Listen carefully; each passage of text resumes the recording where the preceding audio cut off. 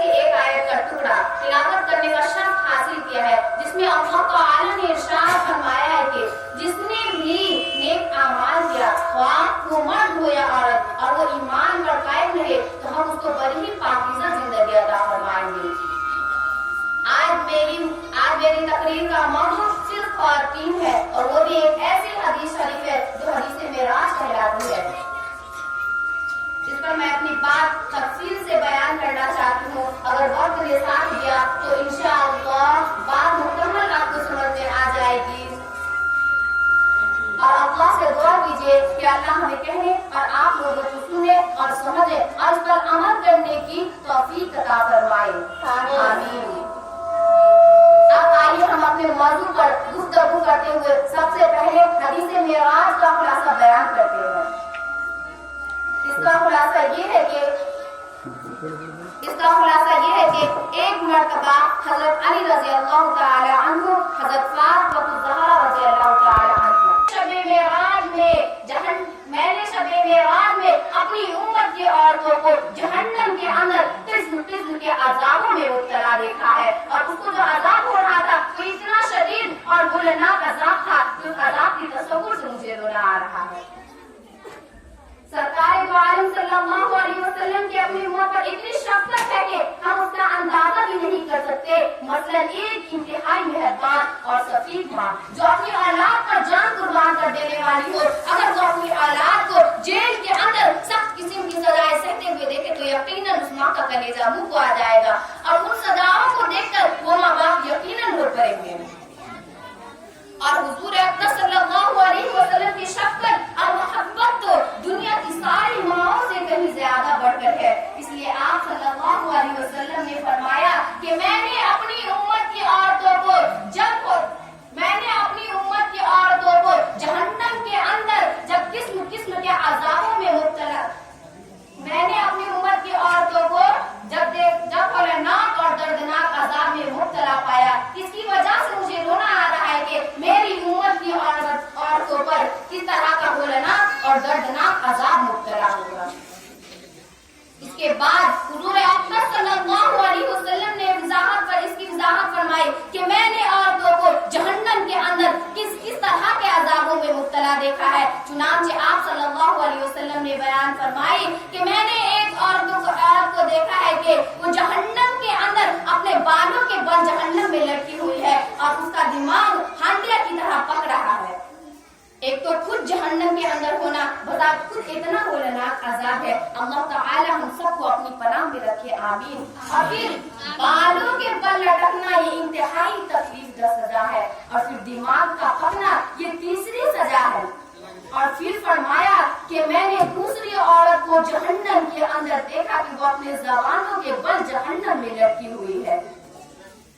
اب آپ اس کا اندازہ کریں کہ کسی کی زبان کھینچ کر یا نکال کر اس کے ذریعے اس کے پورے جسم کو لٹکا دیا جائے تو کتنی سخت تکلیف ہے۔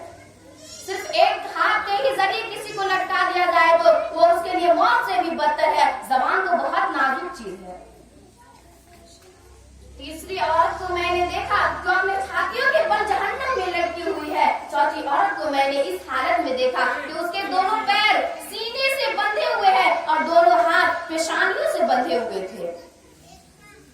پانچویں عورت کو میں نے دیکھا کہ وہ سور کی شکل میں ہے اور باقی سارا جسم گدھے کی شکل میں ہے، مگر حقیقت میں وہ ایک عورت ہے۔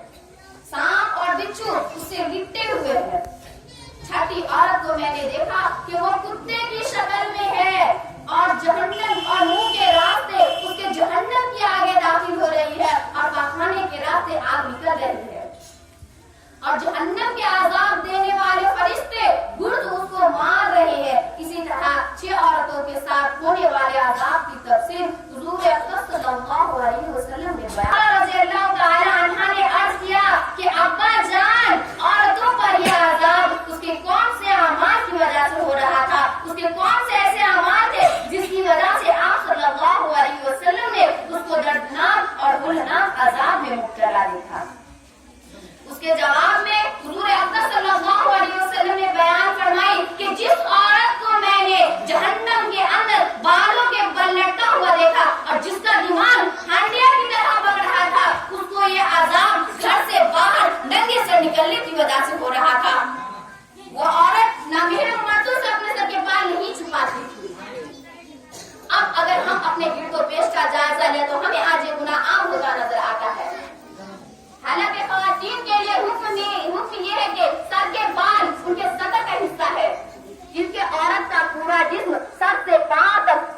चेहरे और सिवाय दोनों हथेलियों और सिवाय दोनों पैरों से उसका पूरा जिस्म सतर है, जिसको नमाज में छुपाना फर्ज है, क्योंकि अगर नमाज में कम से कम चौथाई तक के बाल खुल जाए और उतनी देर तक खुली रहे जितनी देर में 3 मरतबा सुभान अल्लाह पढ़ लिया जाए तो नमाज नहीं होगी।